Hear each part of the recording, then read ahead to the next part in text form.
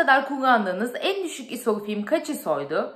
Benim kullandığım en düşük ISO'lu filmler Babylon 13 ISO ve Phantom 8 ISO Lomography kino filmler oldu.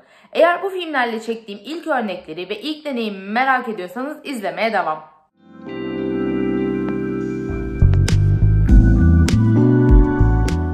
Selam, ben Nura, kanalıma hoş geldiniz. Bugün yine bir analog fotoğrafçı videosuyla karşınızdayım ve bugünkü videoda Lomography'nin siyah ve beyaz kino filmlerinden ikisinden bahsedeceğim. Babylon 13 ISO ve Phantom 8 ISO filmler. Aslında bunlar çok yeni filmler değil, çıkalı bir 3-4 sene kadar oluyor. Ama ben şu ana kadar bu iki filmi özellikle hiç denememiştim. Bunun birkaç sebebi var. Sebepleri videonun ilerleyen dakikalarında paylaşacağım. Ama şöyle genel olarak Lomography'nin sinema filmlerinden ya da kino filmlerinden bahsedecek olursam adı üstünde kino yani sinema filmi. Fakat Kodak Vision gibi renkli sinema filmlerinden farklı olarak bu filmlerin üzerinde özel remjet denilen bir katman yok. O yüzden de Kodak Vision'ların o gerektirdiği temizleme işlemini gerektirmiyor. Normal film banyosu yapabiliyorsunuz. Toplamda 4 tane film var. Potsdam ve Berlin daha önce denediğim, biraz daha sık kullandığım filmler. 100 ve 400 ISO'lar. Ama Babylon ve Phantom'u şu ana kadar hiç denememiştim. Şöyle elimde kutuları var. Aslında sizlerle paylaşacaktım ama Oğlum bunları yakalayıp parçaladığı için birazcık dağılmış durumdalar. Babylon 13 ISO. Kutusu şöyle biraz daha bakır rengi diyebileceğim bir renk sanırım. Phantom'sa 8 ISO. Bunda ise daha ziyade şöyle turkuaz tonları var. Zaten filmlerin kendisine bakacak olursak da kendi içleri de böyle.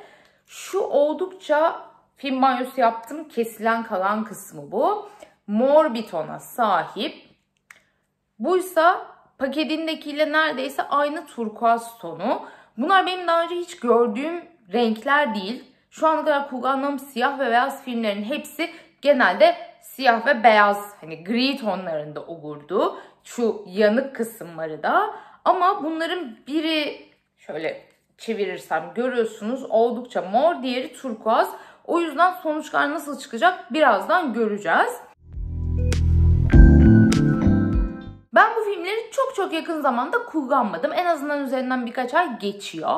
İlk olarak Phantom 8 ISO filmi kullandım Haziran ayında. Aslında makineme filmi takıp çekim yapmaya başlarken kısa bir video çekmiştim. Teknik ayarlarımdan bahsettiğim. Ama şu an görüyorsunuz en azından saçımın ne kadar uçuştuğundan ortamın ne kadar rüzgarlı olduğu anlaşılıyordur diye düşünüyorum. Çok rüzgarlı olduğu için söylediklerim tam olarak anlaşılmamış maalesef. Bu filmi ben Nikon FG20'me taktım ve üzerinde Nikkor zoom lensim vardı, 28-80 lens. Teknik olaraksa diyafram değeri o objektifte en açık f3.5 değeri. O yüzden özellikle f3.5 değerini tercih ettim. Enstantanemi birazcık ona göre ayarladım.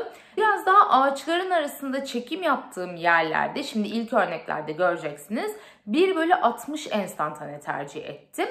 Daha açık alanlardaysa, daha ışığı çok kesen bir şeylerin olmadığı yerlerdeyse 1/125 gibi biraz daha hızlı bir enstantane tercih ederek çekim yaptım.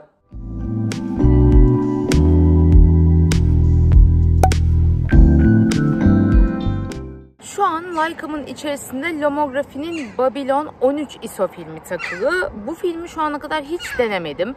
Çünkü bunun iki sebebi var. Bir tanesi gerçekten çok düşük ISO'lu olması. Lomography'nin siyah beyaz kino filmlerinden ikisi Babylon 13 ISO, Phantom 8 ISO.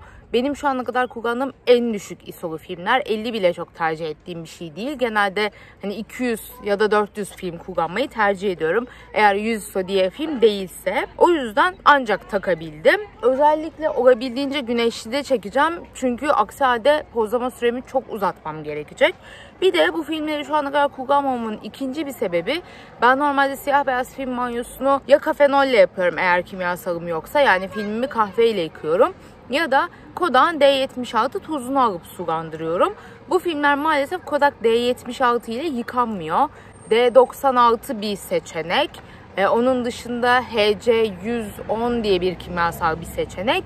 Bir de Ilford'un Ilfosol'ü bir seçenek. Benim şu an yaşadığım şehirde siyah beyaz film banyosunu yapan yerler de D76 kullanıyormuş. O yüzden bakalım sonuçlar nasıl çıkacak.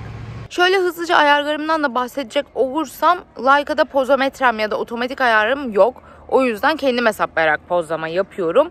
13 ISO film taktığım için şu an Russar objektif takılı üzerinde. Buradaki en açık diyafram değerim 5.6. 5.6'ya alınca 1/125, 1/250 gibi bir enstantane veriyor. Şu an şöyle cayır cayır güneşin altında olmama rağmen. O yüzden sanırım rahatlıkla dışarıda kullanabileceğim. Dediğim gibi hani akşam saatlerinde mesela enstantane süremi 1/30'a falan kısaltmam gerekti. Yine açık alanda çekim yaparken. Umuyorum ki titreyerek hani bulanık çıkmayacaklar.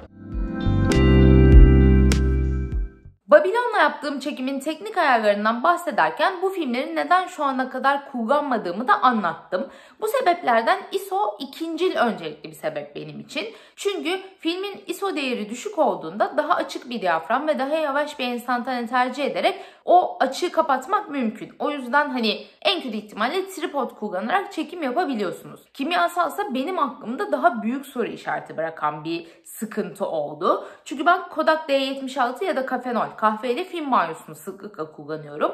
Daha önceden Ilford Ilfosol 3 kullanmışlığım da var. Ama Lomography'nin sitesindeki diğer kimyasallar benim alışkın olduğum kimyasallar değil. Daha önce hiçbirini kullanmadım. Ayrıca bulunduğum şehirde bunları çok rahat bulup satın alamıyorum ve sadece 2 tane film için yeni bir kimyasal satın alıp kalanını çöp etmek de çok mantıklı gelmedi. O yüzden filmler Haziran ayında çekim yaptığımdan beri bir torbanın içerisinde dolapta duruyorlar. Bir süre daha bekletme niyetim vardı. Ta ki hafta sonu oğlum Babylon'u ele geçirip filmi yarısına kadar açana kadar. Yarısına kadar açtıktan sonra elinden alabildim. O yüzden de filmin yarısı yandığı için dedim ki ben bunun kalanını iyi kötü bir şekilde yıkayacağım. Daha fazla bekletmek istemiyorum. Birazcık araştırma yaptım. Burada sıklıkla gittiğim bir fotoğrafçıdan yine fikir aldım. Öncelikle benim gittiğim fotoğrafçı şu Phantom'un Orvo bazlı bir pozitif film olduğunu söyledi. Negatif değil, pozitif bir siyah beyaz filmmiş. Ama onu araştırdığımda da yine D76 ile ilgili detaylı bir bilgiye ulaşamadım. Ben de bildiğim filmler üzerinden giderek D96'da kaç dakika yıkanmışlar, D76'da kaç dakika yıkanmışlar birazcık baktım. Genel olarak pek çok film bu iki kimyasalda aynı sürede yıkanıyormuş. Öyle olunca ben de dedim ki Lomography'nin sitesinde yazan süreleri kullanıp D76'da öyle yıkayacağım. Birazdan göreceğiniz örnekler bu örnekler olacak. Filmlerin süresi Babylon 10 dakika boyunca yıkandı. Phantom'da 6,5 dakika boyunca yıkandı. Şimdi örnekleri sizinle paylaşacağım ama ona geçmeden önce küçük bir hatırlatma. Henüz yapmadıysanız kanalıma abone olup bildirimleri açmayı lütfen unutmayın. Her hafta Perşembe günü yeni videolarla karşınızda olacağım. Şimdi gelelim örneklere.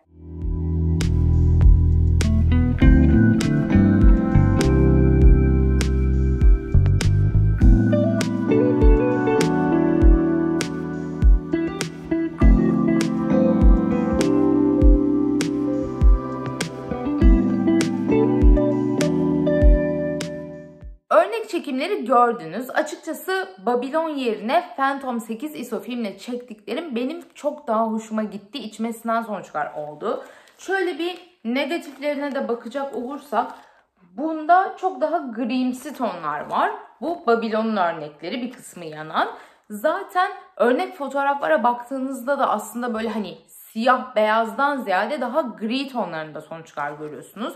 Birazcık daha monoton bir renk verdi bana. Hani daha tek düze bir sonuç aldım. Ve benim normalde sevdiğimden biraz daha karanlık çıktı sonuçlar.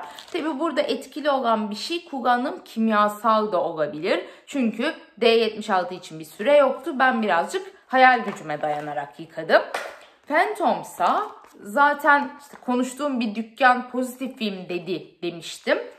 Çok daha şeffaf sonuçlar verdi. Şunda filmin şeritleri daha griyken bunda neredeyse normal bir asetat kağıdına basmışsınız gibi görünüyor. O yüzden de fotoğrafları çok daha net bir şekilde seçmek mümkün. Ve bu sonuç fotoğraflara da yansıyor. Çünkü örneklerde gördüğünüz gibi çok daha siyahı siyah, beyazı beyaz görüntüler elde ettim. Bu beni çok daha mutlu etti. Çünkü ben bu tarz tonları daha fazla seviyorum. Bu filmlerle ilgili en iyi kaynaklar tabii ki Lomography'nin kendi sitesinde yer alıyor. Filmlerle ilgili 2 tane PDF dosyasının linkini aşağı açıklamalar kısmına ekleyeceğim. Orada hem farklı ışık koşullarında Lomography'nin önerdiği teknik değerler yer alıyor. Yani hava güneşliyken 8 ISO'yu şu ve şu enstantanede kullanmak gerekir gibi bilgiler yer alıyor. Onun dışında hem teknik olarak hangi kimyasalların ne kadar süre yıkanması gerektiği yazıyor, hem de ilgili kimyasallarla çekilmiş ya da banyolanmış örnek görseller var. Bunlar size bu filmlerden en iyi performansı almak için yol gösterecektir diye düşünüyorum. Ben bu filmleri denerken çok keyif aldım. Özellikle hani Babylon'dan çok emin olamıyorum ama Phantom'u kesinlikle tekrar kullanacağımı düşünüyorum. Umarım siz de bu videoyu izlerken keyif almışsınızdır. Herhangi bir sorunuz varsa her zaman aşağı yorumlar kısmına yazabilirsiniz. En kısa sürede geri dönüş yapmaya çalışırım. Aksi halde bir sonraki haftanın videosunda görüşmek üzere. Hoşça kalın.